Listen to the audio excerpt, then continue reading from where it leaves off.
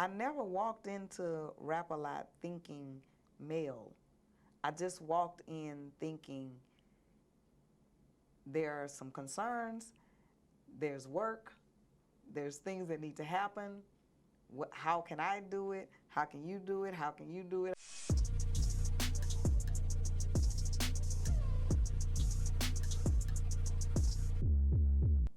Hey, what's going down? Welcome to another episode of the Connections Hub podcast, where we connect you to everything business related. Now, I'm super excited for this episode because I actually got the incredible Miss Ronda Prince sitting with us. Now, I'm not going to steal her shine, so I'm going to let her introduce herself and what it is that she do. So you can take it over, Miss Prince. All right, so my name is Ronda Prince. I was just a little brown-skinned girl who grew up in Fifth Ward, Texas. Went to school in the area, went to college, got a couple of degrees, and worked in corporate America, a lot in criminal justice area. My last job was in City Hall under the then Mayor Lee Brown. And after that, I started a journey in 2000, entrepreneurship, and I had a limousine company. Wow.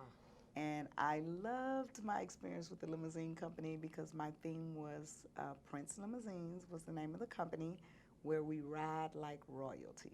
So we gave our customers a excellent experience, which I think is very important in business. That's a side note. But anyway, had that company for about 8 years, and then Rap-A-Lot, my brother's company, started kind of going through a transition. And I started helping him. And things just kind of took a big turn after that. So that's pretty much my journey.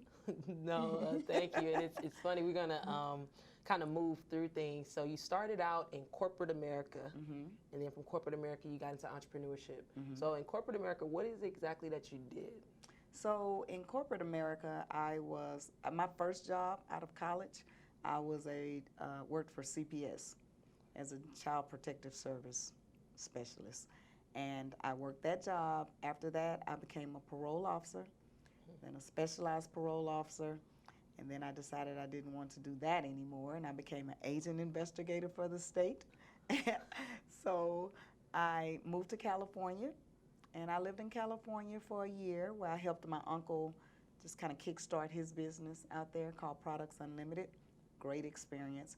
I came back home, and I worked for MHMRA for a minute. I was doing employment marketing. I was an employment marketing specialist, and I was teaching life skills, employment skills, resume writing, interview skills, things like that. I then landed my job with as a gang intervention specialist, and that was under the mayor, then Mayor Lee Brown. And that was an interesting experience. I was working with gang members. I was working with parents. I was educating the school systems. I was actually even working with juvenile probation, some of the police departments, things like that. Yeah, just kind of educating them on gang knowledge, and while also trying to offer resources and be of assistance to gang members. So that was pretty interesting.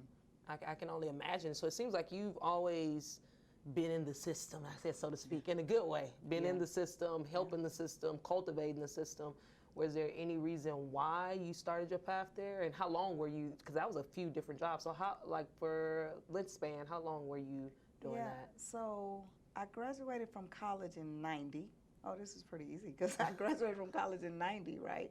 And I started my limousine company in 2000. Okay. So yeah, and yep, it was interesting and amazing to me that you mentioned systems, because systems to me is a very key word, and all of them are systems. And sometimes you don't really get to know or understand a system until you get in it, right? And so sometimes in some situations, I found myself to be a little uneasy because maybe what I thought or maybe my understanding of the mission versus what was really happening when I was in the system was a little disappointing. Do you, like, what do you mean by that exactly? You don't have to go into detail, but just, Yeah, look, because I'm going to try to be nice. Yeah. to the systems. Okay, right? So, I guess just more so, a parole officer's job is to help a person reintegrate back into society. Right. As a gang intervention specialist, to assist a gang member with resources. As a CPS worker, to help a child who's in a situation where it's just not ideal and maybe violent, or something very negative. I guess the frustration for me came about with the lack of resources that were actually available. So it had me going home in the evenings not feeling well or not feeling accomplished, with what I thought my mission or my goal was. But my hands to some degree were tied because the resources weren't always necessarily readily available and there, right? So that just made it kind of uneasy for me, and I knew that, and that's probably one of the that is the reason why I moved around so much, because even though a lot of my jobs were within the state, right. I moved around a lot because I was like, I don't feel like I'm really doing what I'm supposed to be doing. Let me move over here. I don't think I'm really doing, And then, of course, God bless them because they're needed, right? But the caseloads are large, the resources are low, just a lot, a lot, yeah. It don't balance out at the Yeah, end of the day. it didn't seem to balance out for me, It did. So you were in that 10 years, and then I'm guessing you finally said it's enough, and you just said, hey, I got to go. So you got the limousine company. Right. What made you say, let me get a limousine company? I know. That was pretty bananas.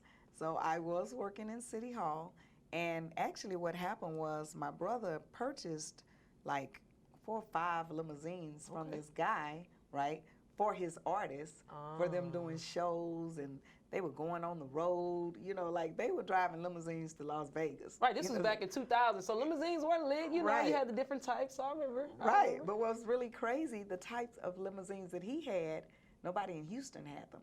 Atlanta had them, so he's buying them from a guy, his name was King George in Atlanta.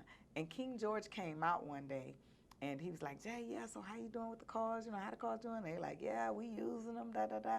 And it's like, but they sit a lot.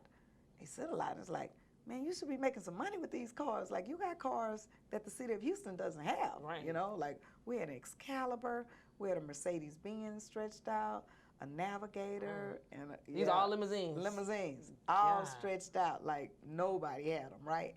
And so that was interesting. So my brother called me one day, and he had the guy with him, and the guy was like, you should be making some money with these cars. You got them sitting, And so he was like, I'm not interested in that. So he got me like, Ron, what you think about us starting a limousine company? Oh, you call you Ron? Yeah, he called me Ron, right? Yeah, and it was like, I was like, okay. He's like, you think that's something? And I was like, sure. Me, there is no can't. Right. That's what we doing. We're gonna figure this out, right? So you think you can? Of course, sell toilet paper. So I'm like, okay, well, let's check that out. I met with the guy, King George, just kind of see how he started and everything. I did a little research. I'm already working for the city, right? But the cars have to be registered with the city. And they were denying me because they weren't the regular cars. But then I looked at their language and said, this fits under that. Well, what you mean they were denying you because it wasn't the language? Like, what you mean? Because they just had a lot of town cars stretched out, you know? Yeah. And so it was like luxury cars or sedans, and I had a Cadillac Escalade and a Navigator. Right. And a Hummer. Right. Yeah, and so like the Mercedes, So, but I was like, are you gonna tell me that a Cadillac Escalade is not a luxury vehicle? Right. So here I go to city council, Long story short, got that in, went to rolling, right? Phones blowing up because there are only cars in the city. So all the other companies started, hey, who are you? Hey, started doing a lot of business together. The other companies started getting the cars too. Ace Limousine, great company, been here forever. they got a navigator, you know. So we just kind of, once again, laid the groundwork for them. Right, Yeah. so you kind of eased in there because it's these Yeah. companies that's been around for years and years and years, and then Yes. you come out, you got Stretch Navigator limousines Yeah. and all these different type of limousines that are in demand, but for a season, it sounds like you were the only one that had them. Right. And the other thing is that you look at the owners of the companies. What you mean? They didn't look like me. They were companies that had been around a long time, and everybody knew them. But the owners didn't look like me. Right. They weren't female. They weren't black, you know. So it was kind of like, who is this? And what's she talking about? What's she trying to do? And she trying to knock on our business. You know what I mean?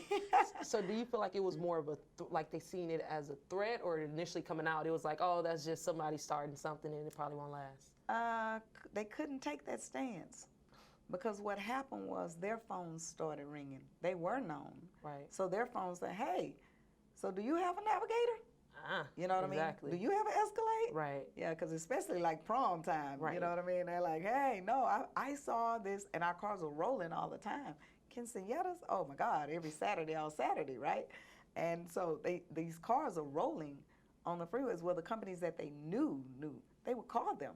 So they're like, hey. So then it's like, and then it's funny because when you think about things like the prom, it's a lot of limos there. So the drivers are talking to each other. So my drivers are bragging. Yes, we with Prince limousine. And then they see us roll out our carpet.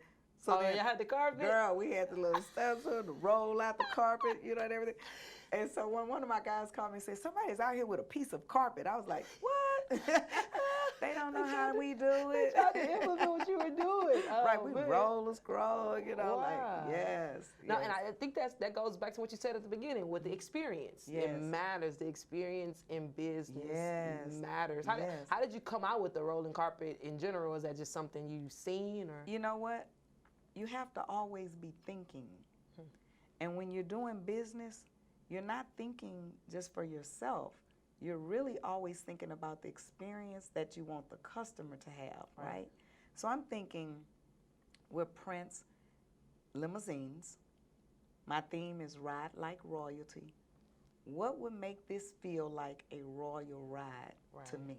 So I can make this feel like a royal ride to my customer, right?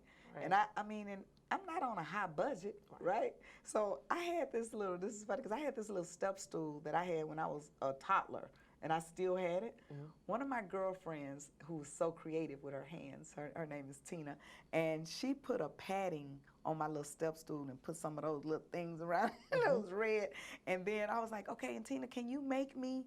And she made for me, like just took this stick and put this little gold rope on it, right? Yeah, and just made this for me, right? And I was like, yes, that's it. So we're gonna roll it out. I was like, drivers, before, you know, when you get to their house, lay it out.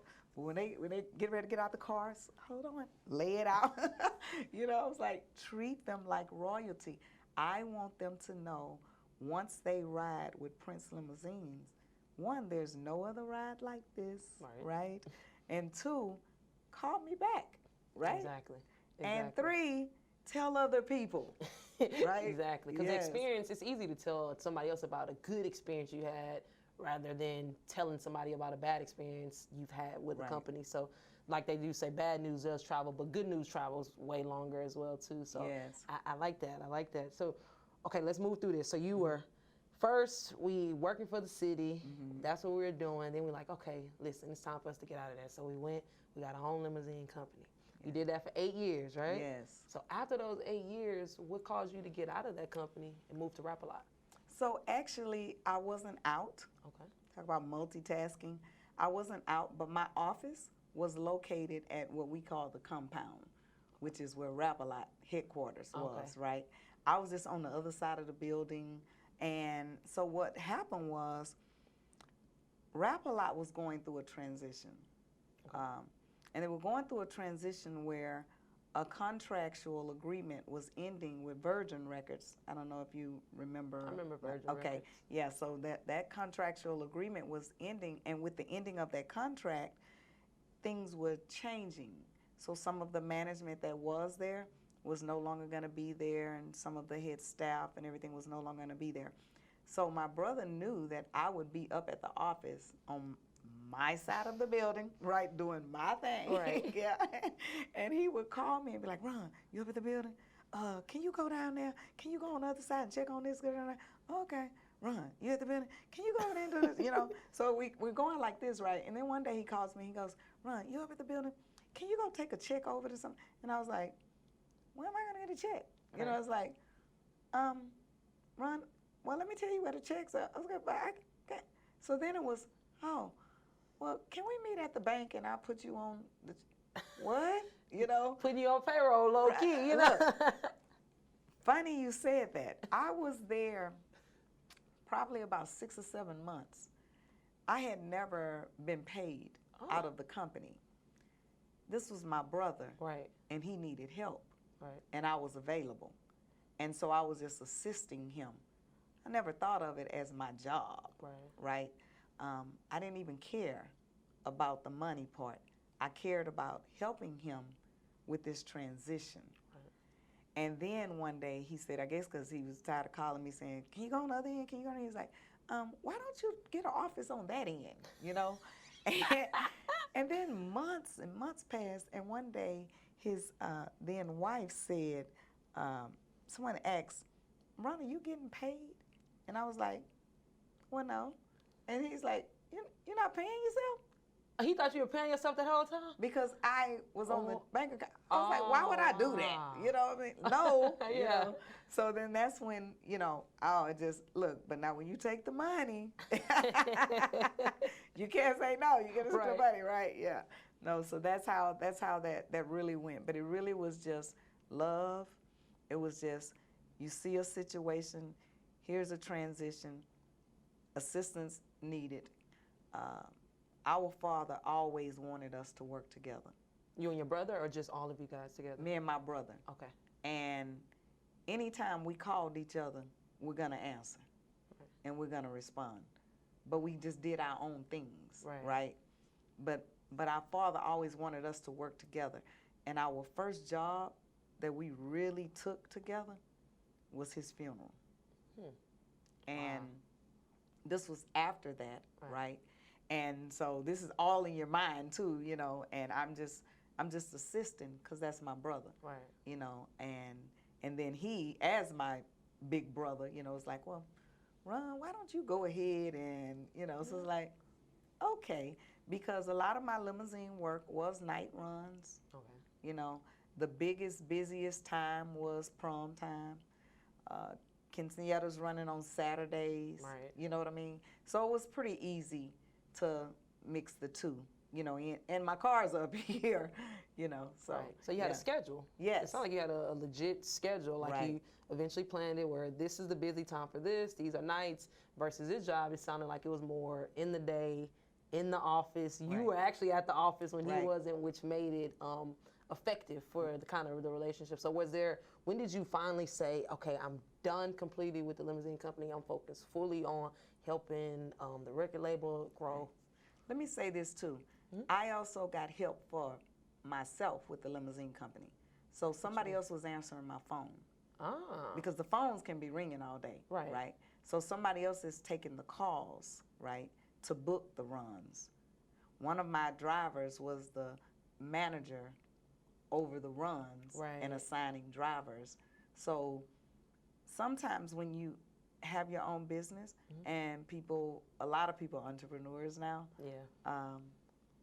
but trying to do it by yourself, sometimes you have to realize and recognize and accept when you need a team and be willing to pay for that freedom or that to be more effective, And so for me to be more effective, because it was hard for me to be present on the phone calls during the day when my mind is over here at Rap-A-Lot where I see a problem that possibly needs to be fixed, right? So I did have someone answering the phones, and then I had a guy who was helping me with regulating and assigning the drivers and stuff like that. So, but I didn't take my hands off of it. You know what I mean? Like, I never took my hands off of it, but I did have help. So I think that that's important, to note. But then after the cars. Actually, what made me go ahead and close it down, and drivers was like, oh, because we were such a family. Yes, you know, we had such a good time. It was just the cars were getting older. And all the companies now, you know, are like, yeah, you gotta have this, you know. So their cars are newer. So now what's happening is they're calling and saying, so what year is that Navigator? So what year? You know, and it's just like, yeah. So I sold the company. Right. Upgrade my Navigator, or just say, you know, go ahead and just be like, okay, I'm done. I'm done having fun here. Now let's move the fun over here. Right. Which brought you to now you at Rap-A-Lot. Yes. Big almighty Rap-A-Lot Records. Yes. So what exactly do you do at Rap-A-Lot? Like, what don't you do, right? Right. I'm going to need a few different hats right here. Which hat do you want me to put on? You know, good question, because I never liked labels. So when I came into the office that the head person had, right, who was the chief of operations and the chief finance officer, comptroller over the situation, right? So that was my office now. That was my desk and my chair, right? So maybe that was my title. But the reason that that's so such a sticky thing for me is I can remember one of the guys saying, I need some business, I'm a manager, I'm this, I'm that. And I was just like, I don't care what they call you. We just need to get this job done. Exactly. I never requested, asked anyone, right, to acknowledge me as. Right. All I know is, what do we need to do? Who's going to play what position so we can get this done? We have a team. I'm part of the team. Right. We have a situation. We have a company that is incredible. We have a multi-million-dollar company that's been in existence since 1986. Some things have changed, and we're going through a transition, but we're not going to fall, and we're not going to fold. So here I am. Here's what I can do. You're here. You're playing your positions. Let's learn about each other, what needs to be done, and get it done. That's all. I don't feel a need to call each other a manager, you know, you the chief. No, we're a team. And our goal, our mission is to get this job done. And I think that's what makes all great leaders, kind of how you said, and why you've been able to build everything you build and consistently build, is because you don't have to be the head person in the spotlight, in the view, or the person that everybody's seeing as, oh, that's the founder, the owner. Like, you just want to get the job done.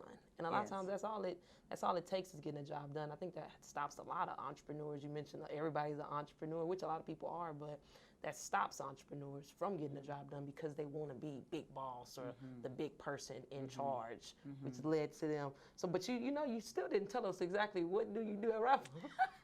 Everything. File papers, answer phones, cut all the checks. Every check that went out had my name on it, and now there's wires, you know. So yeah, that was my position, and that's the position that I played. Tried to make sure that everybody had everything that they needed and was accountable for doing what it is that they're supposed to be doing, right? Right. I'm gonna say this about entrepreneurship and what you just said, because it's a very powerful point as to why it's not just about me. In any business that you're in, you ask yourself, what is it that I'm selling? And this is where people get confused. When I started my limousine company, they said they wanted to do a photo shoot with me, right? And I'm like, a photo shoot, right? Yeah, we need to do a photo shoot for your business. This is for marketing, you know, like we need a photo shoot. So I was like, all right then. Look, I had never been in a photo shoot like this, right? They come over, we do this photo shoot. I'm changing clothes. My cousin's there doing my hair. You know, we're doing a whole photo shoot. And then I get the pictures, and I'm like, oh yeah, these are nice. Oh, these are cute. These are nice. And then something went off in my head. Why do I need a photo shoot? I was like, hold on, hello. Why I need a photo shoot? You know, and I love the pictures. Can I keep the pictures? But why do I need a photo shoot? I'm not selling me. Right. Let's just get them cars. I don't even need to be in front of the car. Right. My advertisement for Prince limousines never had a picture of me because I was never selling me. I was selling cars. And a mistake is it also could have caused a bias. What you mean by that? I mean, here's someone, God bless them, but they don't like this beautiful black girl. Right. Impossible. Well, you know, impossible. If they exist. If they exist, yes. And here she is in front of this car. It's a distraction. I never put my face on my company. They didn't need to know it was the little black girl from Fifth Ward. Right. All they needed to know was here's a vehicle that holds X number of people, that has some nice lights on and air conditioning, and would you like it? And here's what it costs. That's all they needed to know. Too many times, it's about us. Okay, but what happens to your business? Exactly. And how successful is your business? Exactly. And so what would you say, because you know a lot of times you play around on social, I got you on a few social platforms, but a lot of times in business right now it's about personal branding and kind of you being in the front, or you being in the camera. What advice would you give someone that's in a position of growing a business now where it seems like that's what sells? And absolutely, social media has absolutely changed the game, right? Like it totally has. So very good point. And with marketing, and I do understand branding yourself, especially depending on what type of business that you're doing. Right. You know what I'm saying? Especially like your line of business, and you're the boss with this, right? Like I got to be careful about my answers, see if I'm smart enough to handle this, okay? You're good. So yeah, You're good. Definitely, I do believe that you are branding yourself. And I even noticed, like you say on social media, how much more likes a picture may get, you know. But what they know me as and what they know me for, and my other problem with it is that I also see some people, that's all I see. It's overkill, right. You know. So again, I'm still back to, well, do you care about other people? Right. Or is it just you? Right. You know. So what is it again that you do? Right. Or what is it again that you're selling or marketing? I have no idea. I just know you're always cute and in a mirror with a selfie or something. You know, nothing wrong with cute. I like pretty, but overkill. Yeah. Definitely. So what is it that you're selling? And then the shift. Like 1 minute you're on here and you're saying this and God bless and in Jesus' name, and the next minute you're on there. Yeah, God knows what, you know. Yeah, look like a problem. You know? Maybe too much, you know. So doing God knows what. Right. Doing God knows what. Yeah. But so you've been able to really accomplish a lot, especially when it comes to just being in like your well, not your latest endeavors, but one of the last endeavors that we all know about is the rap a lot and things like that. So how has it been really being in an industry like that? Because we all know, if you don't know, Rap a Lot is it's a record label, and it's a lot more than that. But just in the simplest form, it's a record label. So how have you been able to really dominate in what we know as a male industry? Yeah, you know what? I didn't walk in thinking male or female. Maybe it's because I grew up with males. What you mean, girl? Like, I'm the only girl. Okay. My dad has 2 other boys. Most of my cousins are boys. You know, I had male best friends, you know. So I grew up with a lot of, so I never walked into Rap a Lot thinking male. I just walked in thinking there are some concerns, there's work, there's things that need to happen. How can I do it? How can you do it? How can you do it? What role do you play? Right. And I didn't think male or female. So with that, though, I didn't show up in little shorts in little skirts with my stomach out and my breast out or anything, because I wasn't selling me. I was there to get a job done that was related to music. Right. The highlight and what needs to be seen and out front is the artist. Right. What do we do behind the scene to make him look good, right? And to make sure that his work, because they're all genius, you know, in their own right, but to make that work just really shine and look good and make it happen, you know. And so and I get asked this question a lot. I just really didn't think male or female, and I carried myself in such a way that I didn't promote it either. As far as your wardrobe or just in your attitude, like what do you mean you didn't promote it? Both, because it could be both, right? And I am still a lady. We know. You know, so you know, you can't really, and I wasn't trying to put that away or anything. Right. You know what I mean? But I respected them as people, and I expected them to respect me. So, scenario, if one did just, accidentally, baby. Yeah. No. Oh, you cut it right then and there. It's no one time. Off the cut, from the beginning. No misunderstanding. Do you do it in private or you do it right then, like right then and there? If I walk and say, hey, baby, or something, you right then and there, hey, we not doing this with no right email? There. Right there. Okay. Right there.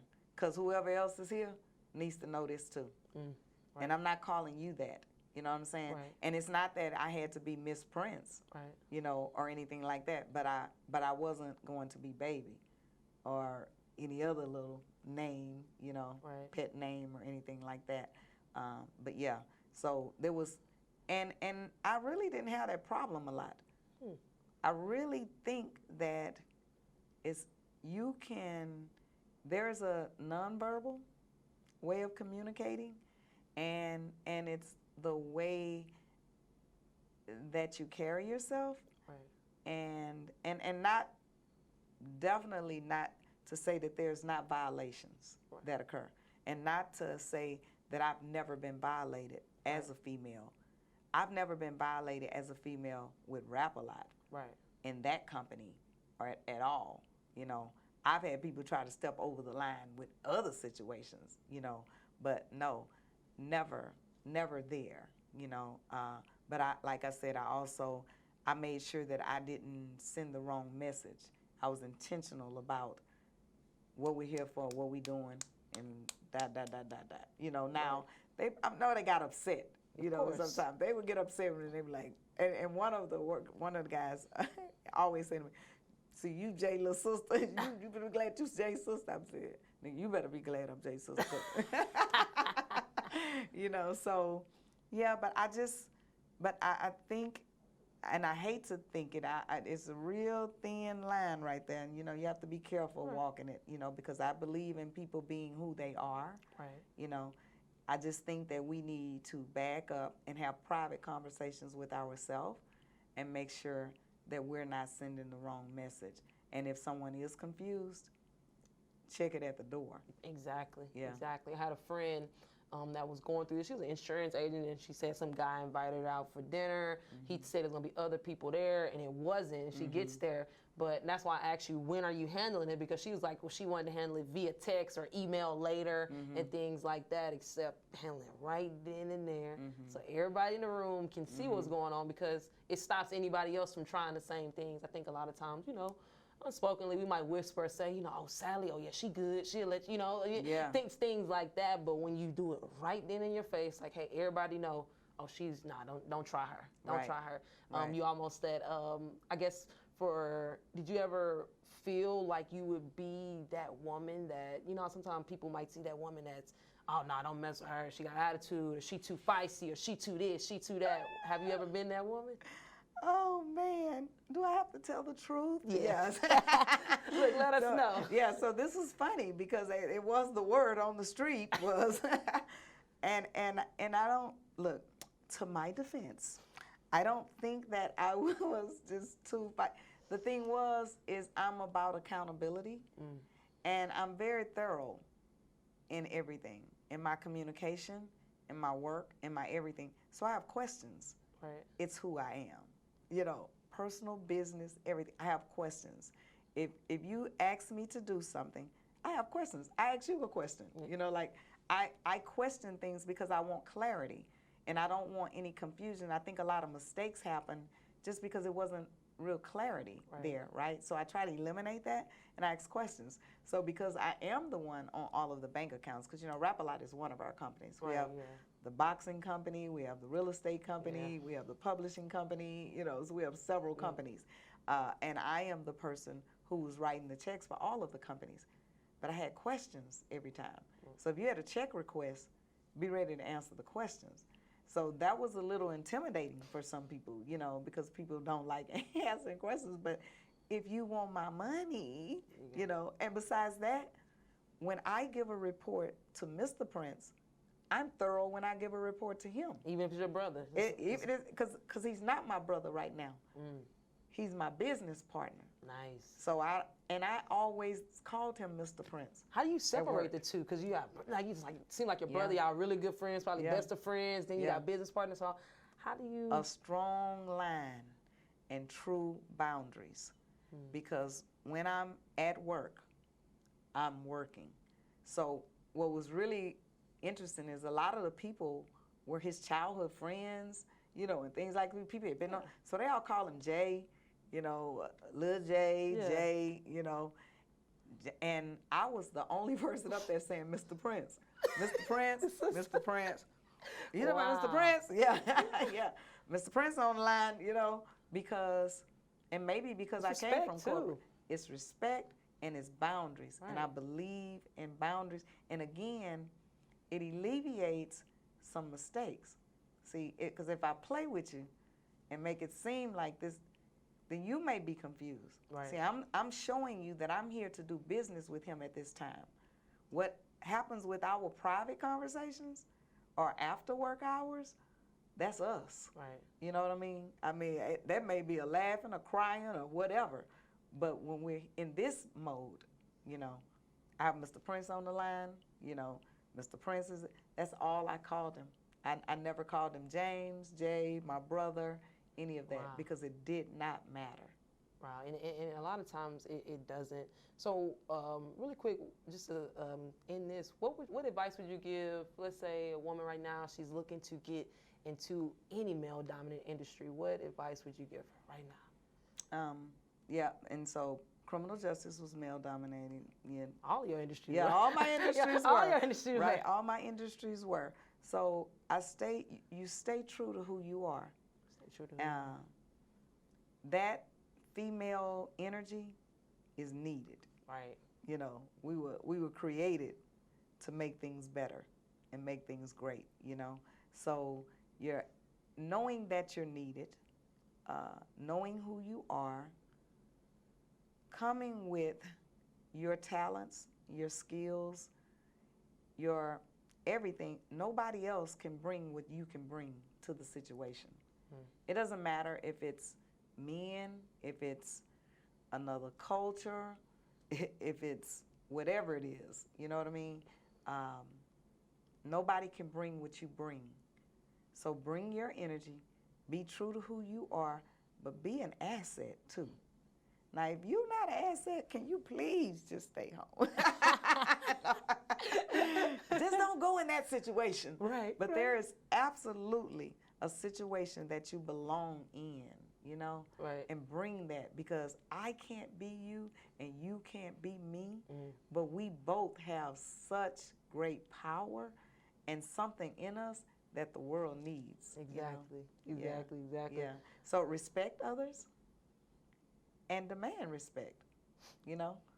Yeah. Respectfully. Respectfully. That's what we say. Respectfully. Right. Because it doesn't have to be ugly. I very, very seldom, I can't even think of many times, it just doesn't have to be. You know, in 20 years, it doesn't have to be. It's the way you handle things speaks to your character, you know. And when you allow people to take you out of your character, you give them your power. Ooh, that's powerful. And that's, Yeah, that's powerful. yeah, yeah. Yeah, that's powerful. No, that's powerful. So let's fast forward everything. We done went through criminal justice. We done got the limousine company. We done mess around at Rap A Lot, and you're helping out with all their different endeavors. But now it's really about you and building your brand. Because I see you thriving. You got your community. You just telling me about you doing coaching that I had no idea about. So what are some things that you're working on and we could expect from you? Well, you know what? I have had an incredible journey. And I'm thankful and I'm appreciative and I'm okay with all my choices because that's all it's about. Right. It's about the choices that I made. But in the process of me making the choices that I made, just like everybody else, we have our own experiences. I have to give this away. Give what away? I have to give what I've gained. I have to give my experiences, my knowledge. I have to share that with other people, right? So I started a company years ago called Motivate Me. So I did a few speaking engagements, even at the All-Star Weekend in Dallas when they were out there and everything. So, and my purpose was just to share, even social media. One of my younger cousins opened that page for me, and I was like, what? I think MySpace. I was like, I don't have time for that foolishness, that silly stuff. Da, da, da. She opened it, and I was just posting, sharing little things, have a great day, little motivational stuff. I was like, oh, this is crazy. I shut it down. My phone started ringing. Even my uncle's wife called me and said, every night I go on your page to see what you had to say. Wow. And then my cousin's little teenage son, teenage son called and was like, Cousin Ronda, what happened to your page? And I was like, And the broad range of that, right? And she was a superintendent of a school district, So I opened it back up because I realized then that here's a platform for me to be able to share and give and give back and to pour into people. So I started Pretty Girls Rock because my mom always said pink is for girls and blue is for boys. Right. And so I had to get the pink jacket, Yeah. Yes, and I always thought that it was always a good thing to tell a little girl that she was pretty. And I think that even as grown women, we still, and social media is taking that to a whole nother level too, because we real pretty, Filters and all. Yeah, all that, right, all that. And so, but sometimes people need to hear it. Sometimes somebody needs to say to somebody, you're pretty, and something encouraging. And I just see that as something that's uplifting. I wanted it not to be judgmental. I wanted it to be diverse as far as education, economic level, all these different things. There's no size requirement, there's no skin tone, there's no bank account requirement. No photo shoots, nothing right, like that. Exactly, any of that. Just come as you are, be pretty inside and outside, right? And pretty looks different, right? But it's all pretty. And so I was just like, I beta tested that for about 5 years just to see if it would really work. You know how they say women, girls can't do nothing together. Right. Yeah, right. So I beta tested. I was like, no, it does work. And some of these ladies have become friends with each other that didn't even know each other. Yeah. And they've shared and, we've supported and we even had a baby shower, and we're doing these different things. And I was like, it does work. Let's go ahead and take this to another level and open this up to more people, right? And so that's how that kind of got birthed. I was like, yeah, let me go over here. I've been with these guys, these roughnecks, yeah, all right, it's cool, but I need to go over here with the girls now, and just kind of help each other, lean on each other, encourage each other. Again, our walks are so different, but maybe I'm about to take a walk that you've already walked. Right. And you can kind of give me a little guidance on that, So, yeah, so that's the whole birth of that. And then the coaching. I do coaching. Life, holistic, health, business. We are a big umbrella of so many different things, and so a lot of times the label of it doesn't really matter as much as just what's going on in your life that you could use a little guidance, Right. you know, a little help. And what I know from being a coach is we all have the answers. There's nothing like that person tapping you on the shoulder saying, Exactly. hey, you know, I mean, like when I used to weight lift back in the 90s, I mean, what, girl, what? I was bodybuilding, you know. But I know when I would feel like, oh, that's it, I can't do another one, that trainer there, that coach there saying, you got one more, come on, Prince, you got one more. I'm going to try, right? And if it just curls just a little bit, that's pushing me a little bit further, right? That's what that coach does. You know, that coach says, hey, you said you wanted to exercise, eat better, implement things, start your day off like this, end your day like that, you know, kick this business off, hit this goal. You said that. Let me help you. Let me encourage you on that journey. Yeah. No, definitely, definitely.